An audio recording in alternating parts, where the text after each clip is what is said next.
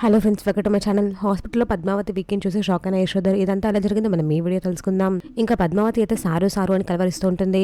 అది విన్న డాక్టర్ ఎవరో సారు సారు అంటే దాన్ని బాగా కలవరిస్తుంది. ఎవరో అని అడుగుతుంది. ఆ సారు ఎవరో కాదు, మా విక్కీని అని వాళ్ళ ఫ్యామిలీ చెప్తూ ఉంటారు. సరే మీరు లోపలికి వెళ్ళి మాట్లాడండి అని డాక్టర్ చెప్పి వెళ్ళిపోతుంది. ఇంకా విక్కీ అయితే లోపలికి వెళ్ళి పద్మావతి పద్మావతి అని పిలుస్తూ ఏడుస్తూ ఉంటాడు. నీకు మెలకువ వచ్చింది పద్మావతి, ఆ దేవుడు ఉన్నాడు, నాకు ఇంకా ఇది చాలు అని విక్కీ అయితే ఏడుస్తూ ఉంటాడు. అలా ఏడుస్తూ పద్మావతి దగ్గరికి వెళ్తూ ఉంటాడు విక్కీ. పద్మావతి తలపై తల పెట్టి బాధపడుతూ ఉంటాడు, ఏడుస్తూ ఉంటాడు విక్కీ. మరోవైపు యశోధర్ పద్మావతికి యాక్సిడెంట్ అయిందని తెలిసి హాస్పిటల్కి వస్తూ ఉంటాడు. పద్మావతి వాళ్ళ ఫ్యామిలీ పద్మావతి ఎక్కడ అని అడుగుతాడు. ఇంకా లోపలికి వెళ్ళడానికి ట్రై చేస్తూ ఉంటాడు. మరోవైపు పద్మావతి విక్కీతో ఇలా అంటూ ఉంటుంది.